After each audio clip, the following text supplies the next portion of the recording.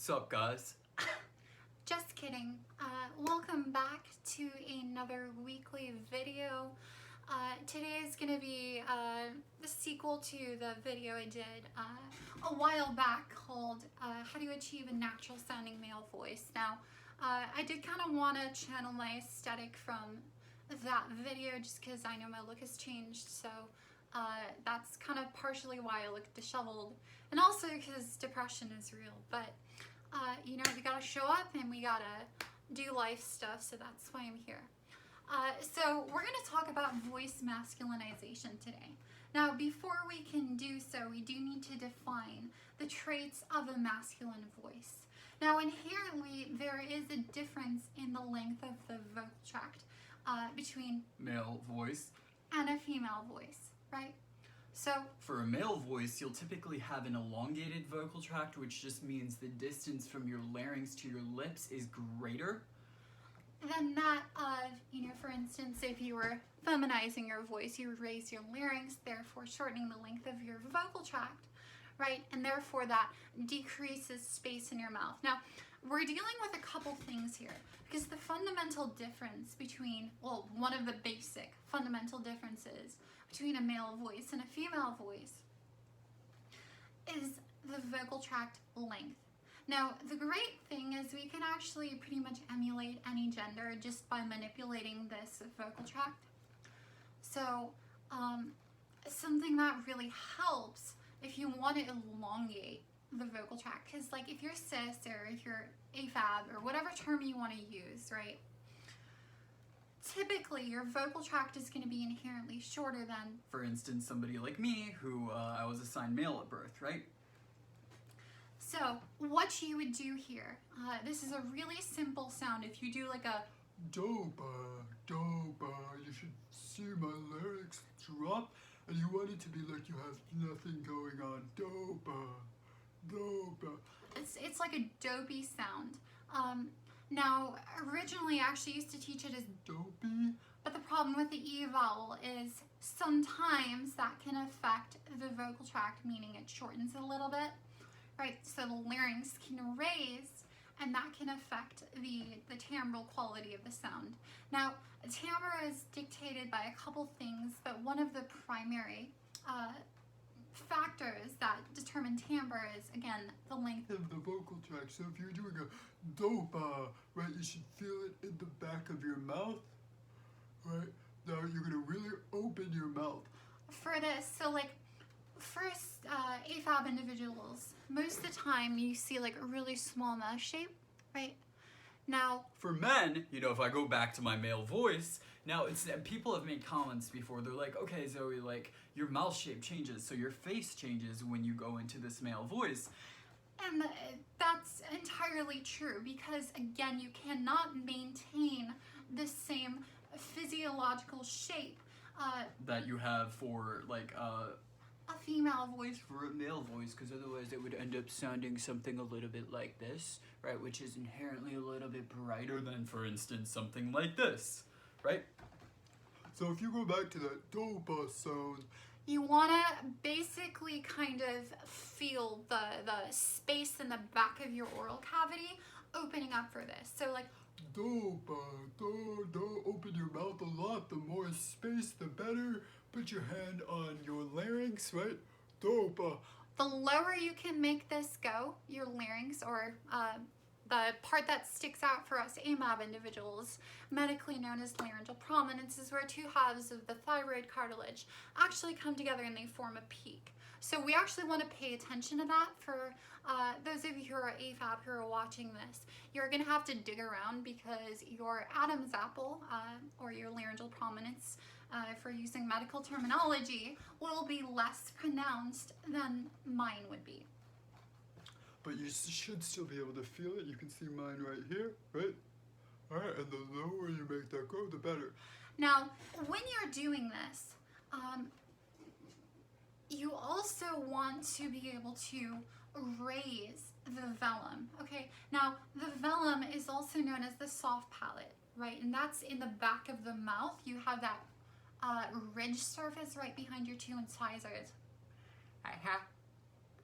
that is known as your hard palate.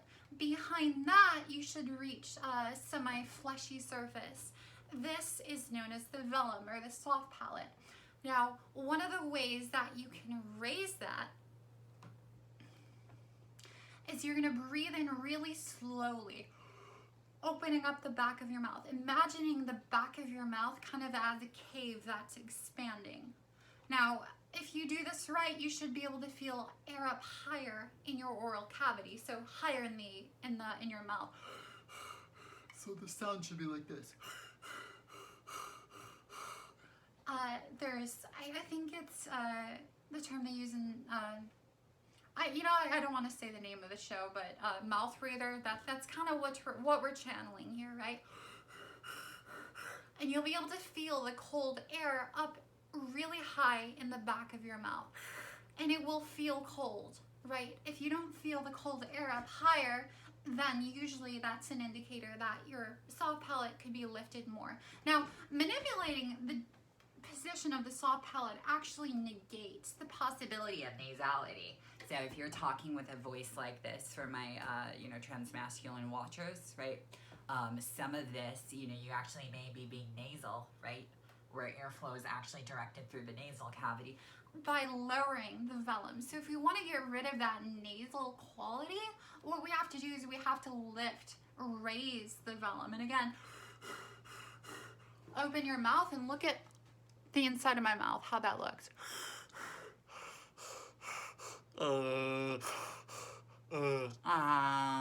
So this would be with the velum lowered. Raised at the end. Lowered. Raised. So you can see the roof of the mouth and the back literally raise. Okay, this is what you want. You want to maintain that raised position. Now, in conjunction with having the soft palate raised, or the velum if we're using medical terminology, you have to make sure that your vocal tract stays elongated. So going back to that dopa sound, dopa, dopa. We don't want to do dopey, all right? It's dopa. Is going to be naturally a darker sound than that of an E vowel. Dopey, E. Watch what happens. Dopey, dopey. Do you see my larynx raise a little bit on the E? Now if I do it, dopa. The larynx doesn't raise. So if we want to maintain that elongated vocal tract, you stick with the sound. Okay? Now once you have that sound, you have the breath, the cold air that you can feel up higher in your mouth. Mouth breather, right? Then you can incorporate the dopa sound. So if you take this, now, as you start to go down in pitch,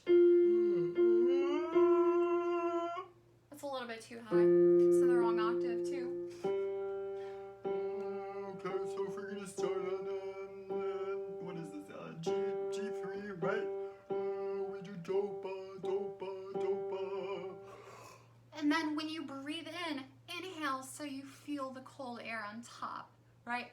So again, if you imagine that the back of your mouth is like the opening of a cave, right? So in a cave entrance, it's usually very short and narrow. But as you get into the main chamber of the cave, typically the ceiling will tend to expand. That's what we're imagining.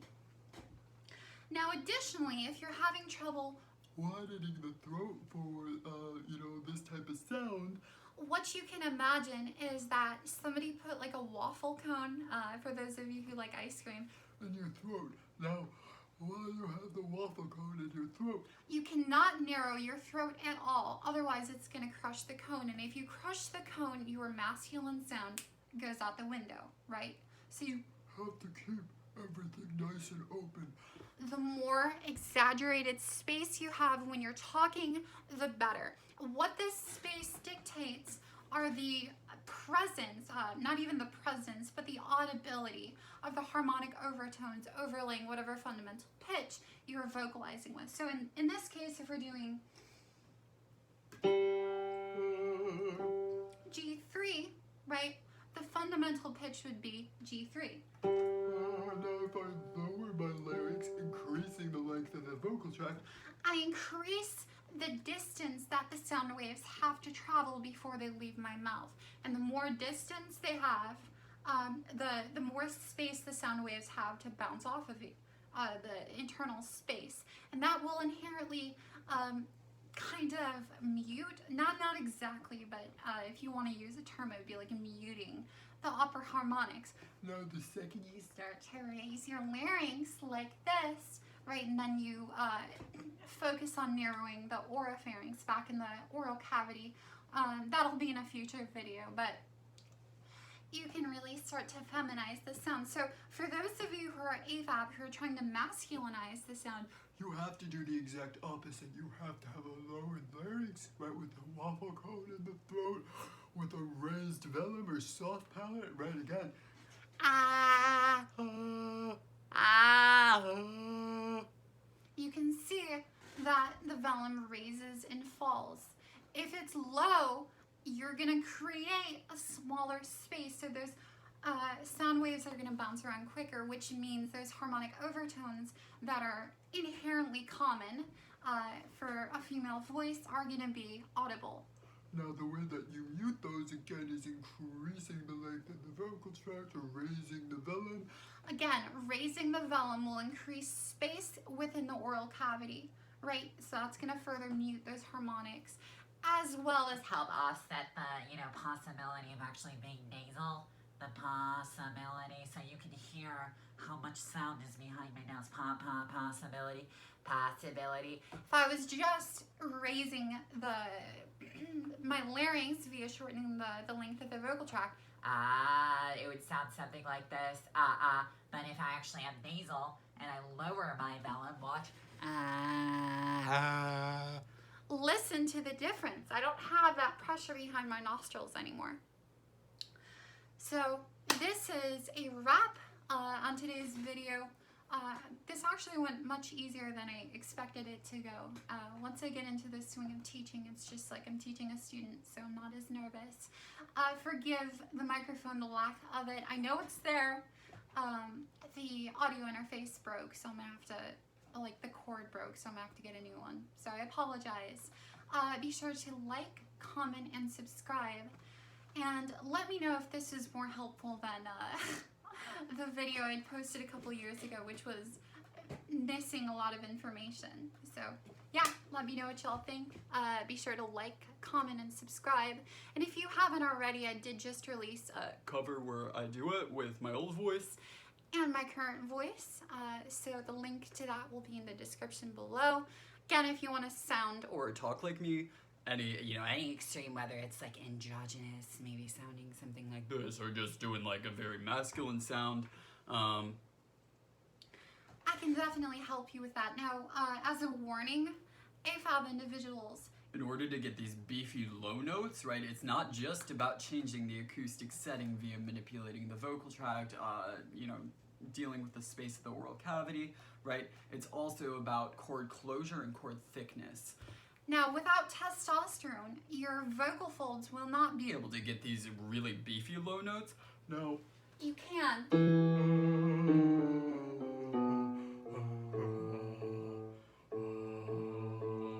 Do that. Another thing when you're doing this, if you want to get down lower, I know I'm kind of going on a little bit more, but if you want to get down lower, you can actually put your hand on your chest, And if you do a hum with your mouth closed, but you want to keep your larynx dropped. so dopa, while you keep that dopa sound with the waffle cone in your throat, dopa. The more vibration you feel, this is called sympathetic resonance because it's not in your chest, but you'll feel vibration in your chest, right? The better. That's going to help you hit those lower notes. If you're finding that you can't get this, chances are you're probably still have a little bit too much space, which is affecting your resonance, right? So be sure to like, comment, subscribe, and I'll catch y'all later.